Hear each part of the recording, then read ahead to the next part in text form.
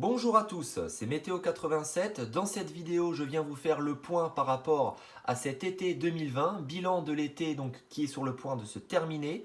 Donc il est temps de dresser un bilan sur les faits marquants de cet été en France qui ont eu lieu.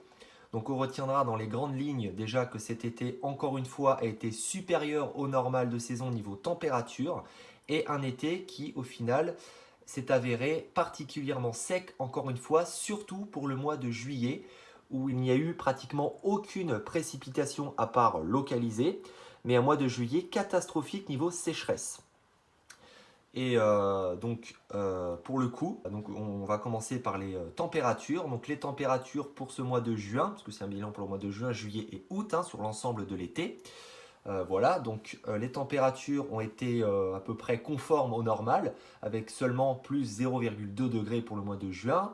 Donc un mois de juin finalement standard niveau température.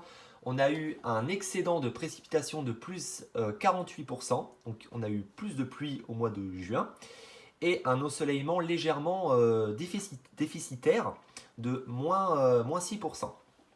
Le mois de juillet a été plus chaud avec plus 0,9 degrés et un déficit mais catastrophique en termes de précipitation avec moins 77% et donc un ensoleillement excédentaire de plus 22%.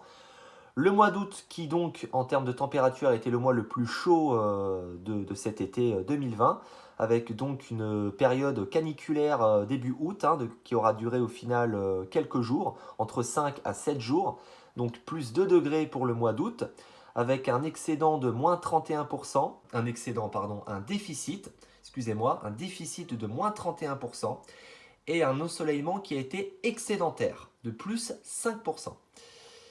Et au final, donc un été qui se classe sixième des étés les plus chauds en France, avec plus 1,1 degré, un déficit global de moins 20% et un ensoleillement donc de plus 7%.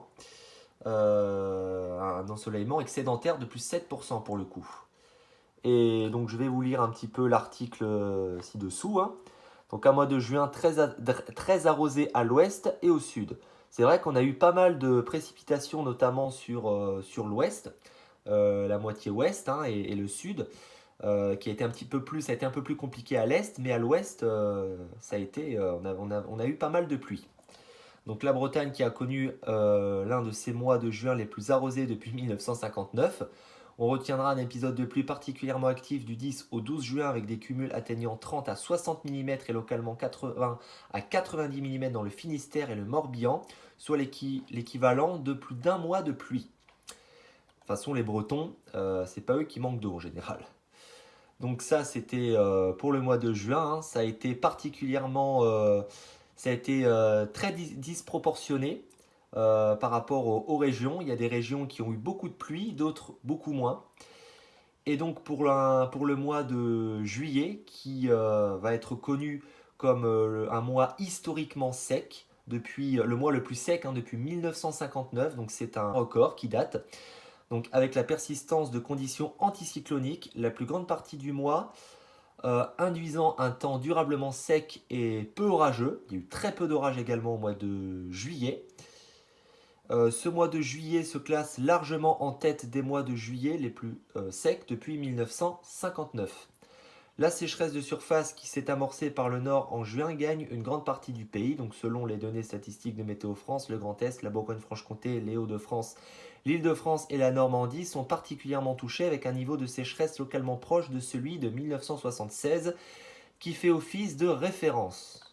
Bon, moi j'étais pas né à cette période. Et donc voilà, malheureusement, ça devient de plus en plus récurrent, cette sécheresse de plus en plus récurrent au fur et à mesure des étés, malheureusement. Et donc le fait marquant du mois d'août, un début d'août marqué par la canicule, ça on s'en souvient, c'était il y a deux semaines maintenant, 2-3 semaines. La canicule qui a sévi du 6 au 12 août a été d'une grande étendue puisqu'elle a concerné 80% du territoire français, avec des pointes à 41 voire 42 degrés localement dans le sud-ouest. Elle a été moins intense qu'en 2003 et 2009 où on avait enregistré respectivement 44 degrés,1 et 46 degrés. les records battus ont été beaucoup moins nombreux qu'en 2003 et 2019. C'est entre les Hauts-de-France, la Haute-Normandie, l'Île-de-France que la canicule a été la plus remarquable en termes de durée et d'intensité avec une alerte de niveau rouge pendant 3 jours au niveau national. En termes de durée, on reste loin de la canicule d'août 2003 qui avait duré 15 jours. Encore heureux.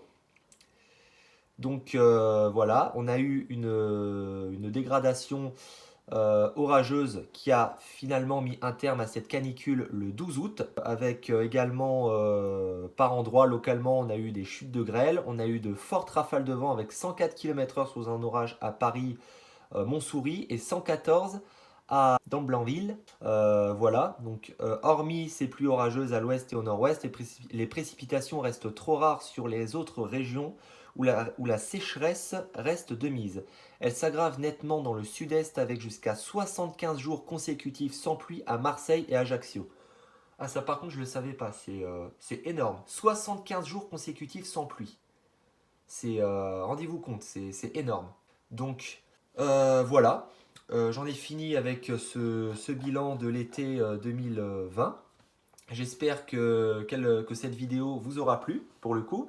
Je ferai d'autres bilans, certainement d'autres bilans saisonniers pour l'automne, l'hiver à venir. Donc dites-moi si par la suite voilà, cela vous intéresse.